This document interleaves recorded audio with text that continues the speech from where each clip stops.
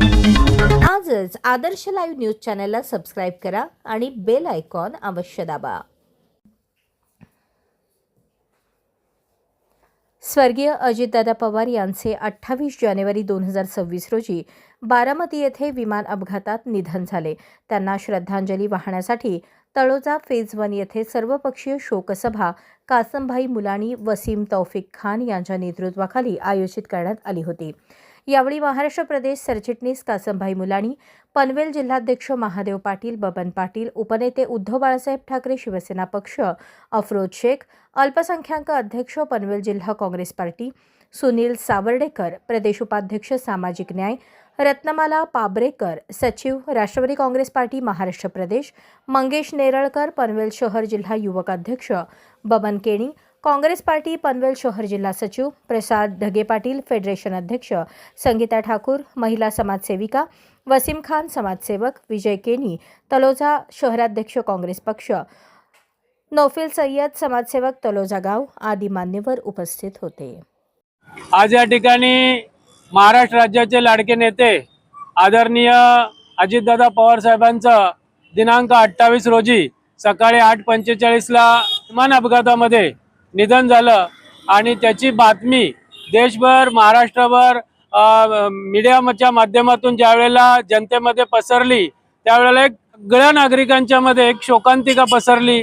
त्या संपूर्ण महाराष्ट्रातील नागरिक शोकाकुल झाले होते। कळालंच नाही की हा अपघात आहे की काय आहे, ही बातमी खोटी असावी अशा पद्धतीचे सर्व नागरिकांच्या मध्ये चर्चा चालू होती। परंतु हा महाराष्ट्राचा राष्ट्रवादी काँग्रेस पक्षाचा राष्ट्रीय काँग्रेस अध्यक्ष आदरणीय अजितदादा पवार हे लाडके नेते हे महाराष्ट्रातून अशा पद्धतीने निघून जातील असं कोणालाही वाटलं नव्हतं। आज त्या निमित्ताने राष्ट्रवादी काँग्रेस पक्षाच्या वतीने खारघर तलोजा फेज 1 या ठिकाणी वसीम खान साहेब असतील, अफरोज भाई असतील, सुरेश साहेब असतील अशा सगळ्यांनी मिळून आज या ठिकाणी शोक सभेचं आयोजन केलेलं होतं आणि सर्वांनी त्यांना या ठिकाणी आदरांजली वाहिली। आदरांजली खऱ्या अर्थाने या देशातील राज्यातील नागरिकांनी या लाडक्या नेत्यांचं अंमलात आणले, त्यांचे विचार समाजामध्ये ते तळागाळातील जात पात धर्म सगळं बाजूला ठेवून समाजामध्ये एक चांगले विचार चांगलं काम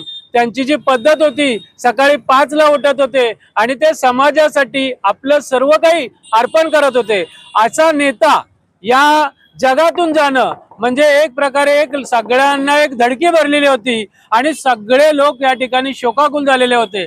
अशा वातावरणामध्ये आमचे लाडके नेते आदरणीय अजितदादा पवार साहेब हे निघून गेलेले आहेत। त्यांना आज या ठिकाणी सर्व जाती धर्माच्या लोकांनी सर्व पक्षीय अशी आज शोकसभा या ठिकाणी पार पडलेली आहे आणि असा नेता होणार नाही। अमर रे अजित दादा, अमर रे।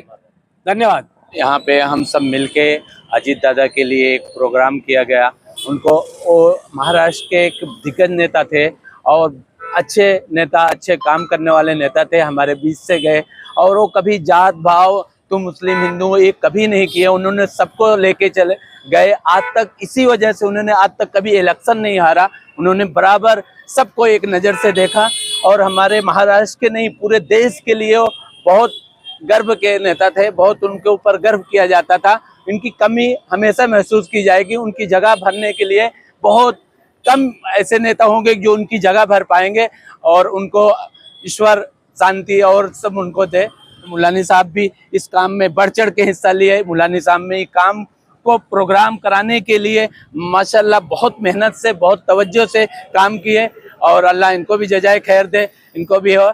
और अपनी बात को मैं ही खत्म करता हूँ इंशाल्लाह। पनवेल आणि नवी मुंबई व रायगडच्या ताज्या घडामोडी पाहण्यासाठी आजच आदर्श लाईव्ह न्यूजला सबस्क्राईब करा आणि बेल आयकॉन दाबून रहा अपडेट। न्यूज व लाईव्ह साठी संपर्क करा 9619 880095 आणि 9653 119523।